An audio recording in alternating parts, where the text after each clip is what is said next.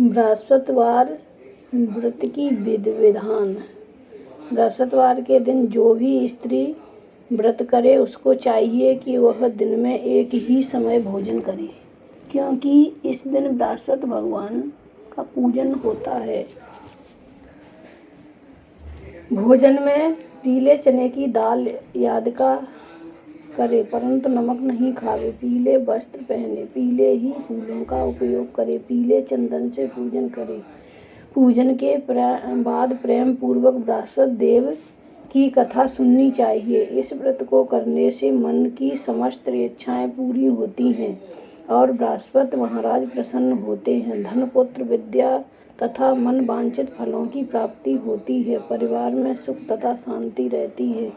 इसलिए यह व्रत सर्वश्रेष्ठ और अति फलदायक है। इस व्रत में केले का पूजन करना चाहिए तथा कथा और पूजन के समय मन, कर्म, वचन से शुद्ध होकर जो इच्छा हो बृहस्पति देव से प्रार्थना करनी चाहिए। उन इच्छाओं को बृहस्पति देव अवश्य पूर्ण करते हैं, ऐसा मन में दृढ़ विश्वास रखना चाहिए।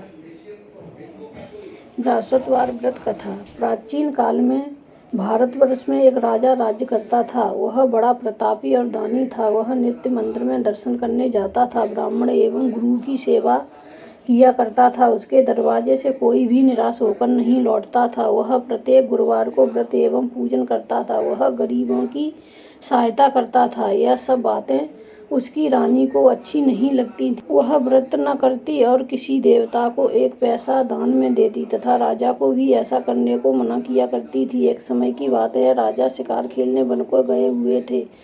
घर पर रानी और रानी की दासी थी। उस समय गुरु बृहस्पति देव एक साधु का रूप धारण कर राजा के दरवाजे पर भिक्षा मांगने गए तथा भिक्षा मांगी तो रानी कहने लगी, हे साधु महाराज, मैं इस दान पुण्य से तंग आ गई हूँ। मुझसे तो घर का कार्य समाप्त नहीं होता। इस कार्य के लिए तो मेरे पतिदेव ही बहुत हैं। अब आप ऐसी कृपा करें कि ऐसा धन नष्ट हो जाए तथा मैं आराम से रह सकूं।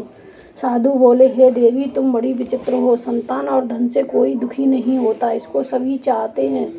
पापी भी पुत्र और धन की इच्छा करता है। अगर आपके पास अधिक धन है तो भूखे मनुष्यों को भोजन कराओ, प्याऊ लगवाओ, ब्राह्मणों को दान दो, धर्मशाला बनवाओ, कुआं, तालाब, बावड़ी, बाग, बगीचे आदि के निर्माण कराओ, निर्धन मनुष्यों की कुंवारी कन्याओं का विवाह कराओ और अनेकों यज्ञादि धर्म करो। इस प्रकार के कर्मों से आपके कुल का और आपका नाम परलोक में सार्थक हो जाएगा एवं स्वर्ग की प्राप्ति होगी। मगर वह रानी इन बातों से खुश न हुई। वह बोली, हे साधु महाराज, मुझे ऐसे धन की भी आवश्यकता नहीं है जिसको मैं और ही मनुष्यों को दान दूं, जिसको रखने उठाने में मेरा सारा समय बर्बाद ही हो जाए। साधु ने कहा, हे देवी, तुम्हारी ऐसी इच्छा है तो ऐसा ही होगा। मैं तुम्हें बताता हूँ, वैसा ही करना। बृहस्पतिवार के दिन घर को गोबर से लीपना, अपने केशों को धोना, केशों को धोते हुए स्नान करना, राजा से कहना वह हजामत बनवाए, भोजन में मांस मंद्रा खाना, कपड़े धोबी के यहाँ धुलने डालना। इस प्रकार 7 बृहस्पतिवार करने से तुम्हारा सब धन नष्ट हो जाएगा। ऐसा कहकर साधु देवता वहाँ से अंतर ध्यान हो गए। रानी ने साधु के कहे अनुसार वैसा ही किया। 3 बृहस्पतिवार बीते ही थे कि उसका समाप्त धन नष्ट हो गया और वह भोजन के लिए दोनों समय तरसने लगी, संसारिक भोगों से दुखी रहने लगी। तब वह राजा रानी से कहने लगा कि हे रानी, तुम यहाँ पर रहो, मैं दूसरे देश को जाता हूँ, क्योंकि यहाँ पर मुझे सभी मनुष्य जानते हैं, इसलिए कोई कार्य नहीं कर सकता। देश चोरी परदेश भीख बराबर है। ऐसा कहकर राजा परदेश चला गया। वहाँ जंगल जाता और लकड़ी काट कर लाता और शहर में बेचता। इस तरह जीवन व्यतीत करने लगा। इधर राजा के घर रानी और दासी दुखी रहने लगी। किसी दिन भोजन मिल जाता तो किसी दिन जल पीकर ही रह जाती। एक समय रानी और दासी को 7 रोज बिना भोजन के व्यतीत हो गए। तो रानी ने अपनी दासी से कहा, हे दासी, यहाँ पास ही नगर में मेरी बहन रहती है। वह बड़ी धनवान है। तू उसके पास जा, वहाँ से 5 सेर बेजर मांग ला, कुछ समय के लिए गुजर हो जाएगी। रानी की आज्ञा मानकर दासी रानी की बहन के घर गई। रानी की बहन उस समय पूजन कर रही थी, क्योंकि उस रोज बृहस्पतिवार था। जब दासी ने रानी की बहन को देखा और उससे बोली, हे रानी, मुझे तुम्हारी बहन ने भेजा है, मेरे लिए 5 सेर बेजत दे दो। इस प्रकार दासी ने अनेक बार कहा, परंतु रानी ने कुछ उत्तर नहीं दिया, क्योंकि वह उस समय बृहस्पतिवार की कथा सुन रही थी। जब दासी को किसी प्रकार का उत्तर नहीं मिला तो वह बहुत दुखी हुई एवं क्रोध भी आया, परंतु वह बिना कुछ कहे लौटकर अपनी रानी के पास आकर बोली, हे रानी, तुम्हारी बहन तो बहुत ही घमंडी है, वह छोटे लोगों से बात भी नहीं करती, इसलिए उसने मेरी बात का कोई उत्तर नहीं दिया। मैं वापस चली आई। रानी बोली, हे दासी, इसमें उसका कोई दोष नहीं है। जब बुरे दिन आते हैं तब कोई सहारा नहीं देता, अच्छे बुरे का आपत्ति काल में ही पता लगता है। अब जो ईश्वर की इच्छा होगी वही होगा, यह हमारे भाग्य का दोष है। इधर उस रानी ने देखा कि मेरी बहन की दासी आई थी, परंतु मैं उससे नहीं बोली। यह सोच कथा और विष्णु भगवान का पूजन समाप्त कर वह रानी बहन के घर गई और अपनी बहन से कहने लगी, हे बहन, मैं बृहस्पतिवार का व्रत कर रही थी, तुम्हारी दासी गई, परंतु जब तक कथा होती है तब तक ना उठते हैं ना बोलते हैं, इसलिए मैं नहीं बोली। कहो दासी क्यों गई थी? रानी बोली, बहन, हमारे अनाज नहीं था। वैसे तुमसे कोई बात छिपी नहीं है, इस कारण मैंने दासी को तुम्हारे पास 5 सेर बेजर लेने के लिए भेजा था। रानी बोली, बहन, बृहस्पति भगवान सभी की मनोकामनाएं पूर्ण करते हैं, देखो शायद तुम्हारे घर में अनाज रखा हो। इस प्रकार के वचन जब रानी ने सुने तो घर के अंदर गई और वहां उसे एक घड़ा बेजर का भरा मिल गया। तब वह बहुत खुशी हुई। तब वह रानी और दासी बहुत खुशी हुई और दासी कहने लगी, हे रानी, देखो, वैसे हमको जब भोजन नहीं मिलता तो हम रोज ही व्रत करते हैं, अगर इनसे बृहस्पतिवार के व्रत की विधि और कथा पूछ ली जाए तो इसे हम भी किया करें। तब उस रानी ने अपनी बहन से पूछा कि बहन, बृहस्पतिवार के व्रत की कथा कैसे है तथा यह व्रत कैसे करना चाहिए?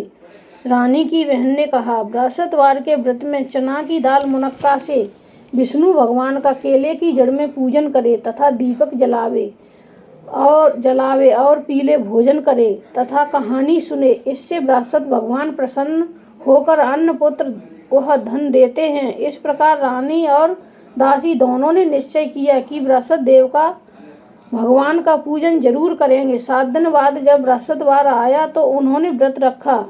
घुड़सवार में जाकर चना गुड़ बीन लाई तथा उसकी दाल से केले की जड़ में विष्णु भगवान का पूजन किया। अब भोजन पीला कहाँ से आए? बेचारी बड़ी दुखी हुई, परंतु उन्होंने व्रत किया था, इस कारण गुरु भगवान प्रसन्न थे। 2 थालों में सुंदर पीला भोजन लेकर आए और दासी को देखकर बोले, हे दासी, यह भोजन तुम्हारे और रानी के लिए है, तुम दोनों कर लेना। दासी भोजन पाकर बड़ी प्रसन्न हुई और रानी से बोली, चलो रानी जी, भोजन कर लो। रानी को इस विषय में कुछ पता नहीं था, इसलिए वह दासी से बोली, तू ही भोजन कर, क्योंकि तू हमारे व्रत में हंसी उड़ाती है। दासी ने कहा, एक महात्मा हम दोनों को 2 थालों में भोजन दे गया है, इसलिए हम और तुम दोनों साथ साथ भोजन करेंगी। इस प्रकार रानी और दासी दोनों ने गुरु भगवान को नमस्कार कर भोजन प्रारंभ किया तथा अब वह प्रत्येक बृहस्पतिवार को गुरु भगवान का व्रत और विष्णु भगवान का पूजन करने लगी।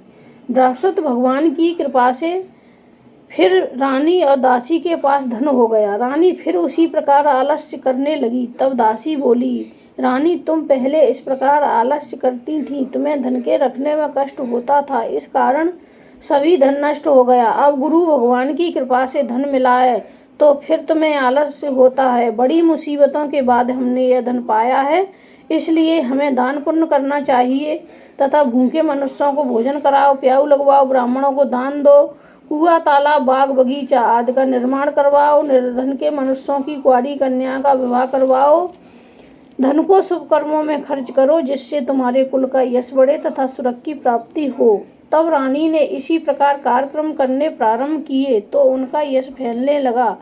एक दिन रानी और दासी विचार करने लगी, न जाने राजा किस प्रकार से होंगे, उनकी कोई खबर नहीं। तब गुरु भगवान से उन्होंने प्रार्थना की। भगवान ने रात्रि में राजा को स्वप्न में कहा, हे राजा, उठ, तेरी रानी तुझको याद करती है, अपने देश को जाओ, राजा प्रातःकाल उठा और विचार करने लगा। स्त्री जात खात पहनने की संगीनी होती है, परंतु वह भगवान की आज्ञा मानकर वह अपने नगर के लिए चलने को तैयार हुआ। इससे पूर्वक जब राजा परदेश में चला गया तो परदेश में दुखी रहने लगा। प्रतिदिन जंगल से लकड़ी बीन कर लाता और उन्हें शहर में बेचकर अपने दुखी जीवन को बड़ी कठिनता से व्यतीत करता था। एक दिन दुखी होकर अपनी पुरानी बातों को याद करके रोने लगा। तब उस जंगल में बृहस्पति देव साधु का रूप धारण कर आए और राजा के पास आकर बोले, हे लकड़हारे, तुम इस सुनसान जंगल में किस चिंता में बैठे हो, मुझको बतलाओ। यह सुन राजा के नेत्रों में जल भर आया और साधु को वंदना कर बोला, हे प्रभु, आप सब कुछ जानने वाले हो। इतना कहकर साधु को अपनी संपूर्ण कहानी बतला दी। साधु रूपी भगवान बोले, हे राजा, तुम्हारी स्त्री ने बृहस्पति देव का अपमान किया था, इस कारण तुम्हारी यह दशा हुई। अब तुम किसी प्रकार की चिंता मत करो, भगवान तुम्हें पहले से अधिक धनवान करेगा। देखो, तुम्हारी स्त्री ने भी गुरुवार का व्रत प्रारंभ कर दिया है और तुम मेरा कहा मानकर बृहस्पतिवार को व्रत करके चने की दाल गुड़ जल के लोटे में डालकर केले का पूजन करो, फिर कथा कहो और सुनो, भगवान तुम्हारी सभी मनोकामनाओं को पूर्ण करेगा। साधु को प्रसन्न देखकर राजा बोला, हे प्रभु, मुझे लकड़ी बेचकर इतना पैसा नहीं मिलता जिससे भोजन करने के उपरांत कुछ बचा सकूं। मैंने रात्रि में अपनी रानी को व्याकुल देखा है, मेरे पास कुछ भी नहीं जिससे मैं उसकी खबर मंगा सकूं, और फिर मैं कौन सी कहानी कहूं, मुझको कुछ भी मालूम नहीं है। साधु ने कहा, हे राजन, तुम किसी प्रकार की चिंता मत करो। बृहस्पतिवार के दिन तुम रोजाना की तरह लकड़ियां लेकर शहर को जाओ। तुम्हें रोजाना से दुगना धन प्राप्त होगा, जिससे तुम भली भांति भोजन कर लोगे तथा बृहस्पति देव की पूजा का सामान भी आ जाएगा। और बृहस्पतिवार की कहानी निम्न प्रकार से है। बृहस्पति देव की कहानी। प्राचीन काल में एक ब्राह्मण रहता था। वह बहुत निर्धन था, उसके कोई संतान नहीं थी। उसकी स्त्री बहुत मलिनता के साथ रहती थी। वह स्नान न करती, न किसी देवता का पूजन करती। प्रातःकाल उठते ही प्रथम भोजन करती, बाद में कोई अन्य काम करती थी। इससे ब्राह्मण देवता बड़े दुखी थे। बेचारे बहुत कुछ करते थे किंतु उसका कोई परिणाम नहीं निकलता। भगवान की कृपा से ब्राह्मण की स्त्री एक कन्या रूपी रत्न पैदा हुआ। वह कन्या अपने पिता के घर बड़ी होने लगी। वह बालिका प्रातः स्नान करके विष्णु भगवान का जप करती थी तथा बृहस्पतिवार को व्रत भी करती। अपने पूजन पाठ को समाप्त कर स्कूल जाती तो अपनी मुट्ठी में जौ भर के ले जा और उनको पाठशाला के मार्ग में डालती जाती। तब ये जौ सोने के होते जाते, लौटते समय उनको बीन कर घर ले आती थी। एक दिन वह बालिका सूप में सोने के जौओं को फटक कर साफ कर रही थी। उसके पिता ने देख लिया और कहा, बेटी, सोने के जौओं को फटकने के लिए सोने का सूप होना चाहिए। दूसरे दिन गुरुवार था। इस कन्या ने व्रत रखा और बृहस्पति देव से प्रार्थना करके कहा, हे प्रभु, मैंने आपकी पूजा सच्चे मन से की हो तो मेरे लिए सोने का सूप दे दो।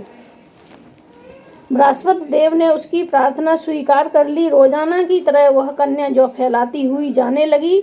जब लौटकर जौ बीन रही थी तो बृहस्पति देव की कृपा से उसे सोने का सूप मिला। वह उसे घर ले आई और उससे जौ साफ करने लगी, परंतु उसकी माँ का वही ढंग रहा।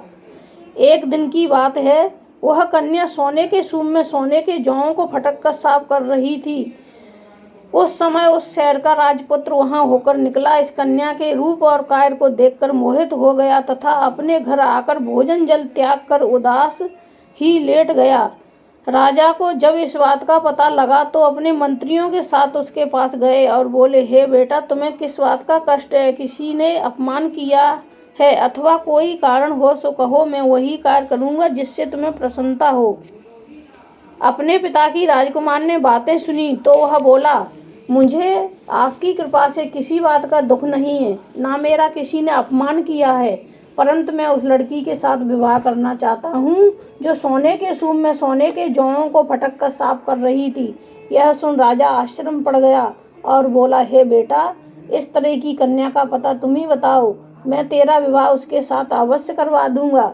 तब राजकुमार ने उस लड़की के घर का पता बतलाया तब मंत्री उस लड़की के घर गए और ब्राह्मण देवता को सभी हाल बतलाया। ब्राह्मण देवता राजकुमार के साथ अपनी कन्या का विवाह करने के लिए तैयार हो गया तथा विधि विधान के अनुसार ब्राह्मण की कन्या का विवाह राजकुमार के साथ हो गया।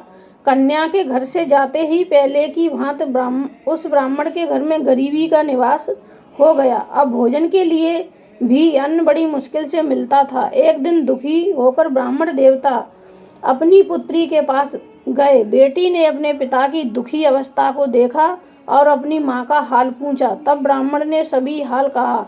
कन्या ने बहुत सा धन देकर अपने पिता को विदा किया। इस तरह ब्राह्मण का कुछ समय सुखपूर्वक व्यतीत हुआ। कुछ दिन बाद फिर वही हाल हो गया। ब्राह्मण फिर अपनी कन्या के यहाँ गए और सभी हाल कहा। लड़की बोली, हे पिताजी, आप माताजी को लिवा लाओ, मैं उन्हें विधि बता दूंगी जिससे तुम्हारी गरीबी दूर हो जाएगी। वह ब्राह्मण देवता अपनी स्त्री को साथ लेकर पहुँचे तो पुत्री अपनी माँ को समझाने लगी, हे माँ, तुम प्रातःकाल उठकर श्रीतम प्रथम स्नान करके विष्णु भगवान का पूजन किया करो, सब दरिद्रता दूर हो जाएगी। परंतु उसकी माँ ने एक भी बात नहीं मानी और अपनी पुत्री के बच्चों की जूठन को उठाकर खा लिया। यह देखकर उसकी पुत्री को बहुत गुस्सा आया और एक रात कोठरी से सभी सामान निकालकर उसमें अपनी माँ को बंद कर दिया। प्रातःकाल उसमें से निकाला तथा स्नान करा के पाठ कराया तो उसकी माँ की बुद्धि ठीक हो गई और फिर प्रत्येक बृहस्पतिवार को व्रत रखने लगी। इस व्रत के प्रभाव से उसकी माँ भी बहुत ही धनवान तथा पुत्रवती हो गई और वह बृहस्पति जी के प्रभाव से स्वर्ग को प्राप्त हुई तथा वह ब्राह्मण भी सुखपूर्वक इस लोक के सुख भोग कर स्वर्ग को प्राप्त हुए। इस तरह कहानी कहकर साधु देवता वहां से अलोप हो गए। धीरे धीरे समय व्यतीत होने पर फिर बृहस्पतिवार का दिन आया। राजा जंगल से लकड़ी काटकर किसी शहर में बेचने गया। उसे उस दिन से रोज से अधिक पैसा मिला। राजा ने चना गुड़ लाकर बृहस्पतिवार का व्रत किया। उस दिन से सभी दुख दूर हो गए। परंतु जब दोबारा गुरुवार का दिन आया तो बृहस्पतिवार का व्रत करना भूल गया। इस कारण बृहस्पति भगवान नाराज हो गए। उस दिन उस नगर के राजा ने विशाल यज्ञ का आयोजन किया तथा शहर में एक घोषणा करा दी कि कोई भी मनुष्य अपने घर भोजन न बनाए, न आग जलाए। समाप्त जनता मेरे यहाँ भोजन करने आए। इस आज्ञा को जो न मानेगा उसके लिए फांसी की सजा दी जाएगी। इस तरह की घोषणा संपूर्ण नगर में करवा दी गई। राजा की आज्ञा अनुसार शहर के सभी लोग भोजन करने आए, लेकिन लकड़हारा कुछ देर से पहुंचा, इसलिए राजा उसको अपने साथ लिवा ले गए। जब उसे घर पर भोजन करा रहे थे तो रानी की दृष्टि उस खुटी पर पड़ी जिस पर उसका हार लटका हुआ था। वह वहां दिखाई नहीं दिया तो रानी ने सोचा कि मेरा हार इसी मनुष्य ने चुरा लिया है। उसी समय सैनिक को बुलवाकर राजा जेलखाने में डलवा दिया। जब राजा जेलखाने में पड़ गया और दुखी होकर विचार करने लगा, न जाने कौन से पूर्व जन्म के कर्म से मेरे लिए दुख प्राप्त हुआ है, वह उसी साधु की याद करने लगा जो जंगल में मिला था। उसी समय तत्काल बृहस्पति देव साधु के रूप में प्रकट हो गए और उसकी दशा को देखकर कहने लगे, अरे मूर्ख, तूने बृहस्पति देवता की कथा नहीं कही, इसी कारण तेरे को दुख प्राप्त हुआ है। अब चिंता मत कर, बृहस्पतिवार के दिन जेल खाने के दरवाजे पर रुपए पड़े मिलेंगे, उनसे तुम बृहस्पति देव का पूजन करना, तेरे सभी कष्ट दूर हो जाएंगे। बृहस्पतिवार के रोज उसे रुपए पड़े मिले। राजा ने कथा कही। उसी रात्रि को बृहस्पति देव ने उस नगर के राजा को स्वप्न में कहा, हे राजा, तुमने जिस आदमी को जेलखाने में बंद कर दिया है वह निर्दोष है, वह राजा है, उसे छोड़ देना। रानी का हार उसी खुटी पर लटका हुआ है। अगर तू ऐसा नहीं करेगा तो मैं तेरे राज्य को नष्ट कर दूंगा। इस तरह के रात्रि के सपन को देखकर राजा प्रातःकाल उठा और खुटी पर हार देखकर लकड़हारे को बुलाकर क्षमा मांगी तथा राजा के योग्य सुंदर वस्त्र भूषण देकर विदा कर दिया।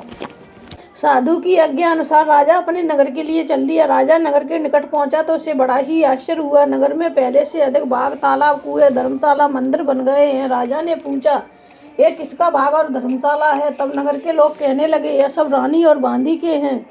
राजा को आश्चर्य हुआ और गुस्सा भी आया। जब रानी ने यह खबर सुनी कि राजा आ रहे हैं तो उसने अपनी दासी से कहा, हे दासी देख, राजा हमको कितनी बुरी हालत में छोड़ गए, कहीं हमारी ऐसी हालत देखकर लौट न जाएं, इसलिए तू दरवाजे पर खड़ी हो जा। आज्ञा अनुसार दासी दरवाजे पर खड़ी हो गई। राजा आए तो उन्हें लिवाला आई।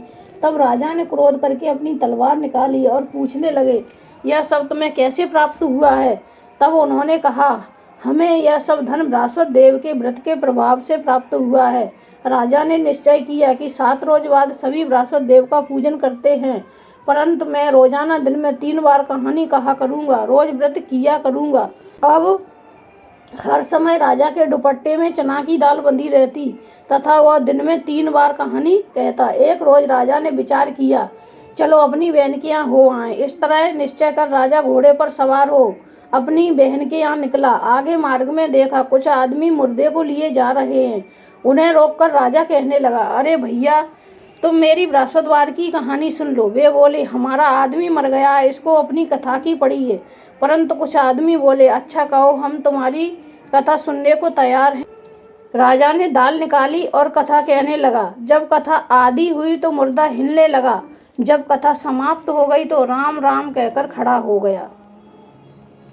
आगे मार्ग में उसे एक किसान खेत में हल चलाता मिला। राजा ने उसे देखा और उससे बोला, अरे भैया, तुम मेरी बृहस्पतिवार की कथा सुन लो।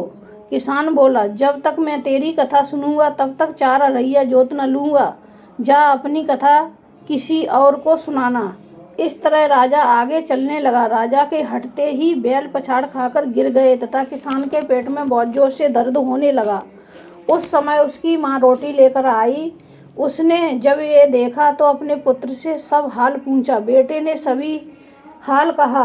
बुढ़िया दौड़ी दौड़ी उस घुड़सवार के पास गई और उससे बोली, मैं तेरी कथा सुनूंगी, तू अपनी कथा मेरे खेत पर चलकर कहना। राजा ने बुढ़िया के खेत पर जाकर कथा कही, जिसको सुनते ही बैल खड़े हुए तथा किसान के पेट का दर्द बंद हो गया। राजा अपनी बहन के घर कुशल पूर्वक पहुंच गया। बहन ने भाई की खूब मेहमानी की। दूसरे रोज राजा प्रातःकाल जागा तो देखने लगा सब लोग भोजन कर रहे हैं। राजा ने अपनी बहन से कहा, ऐसा कोई मनुष्य है जिसने भोजन ना किया हो? बहन बोली, हे भैया, यह देश ऐसा ही है, पहले यहाँ भोजन करते हैं, बाद में कोई अन्य काम करते हैं।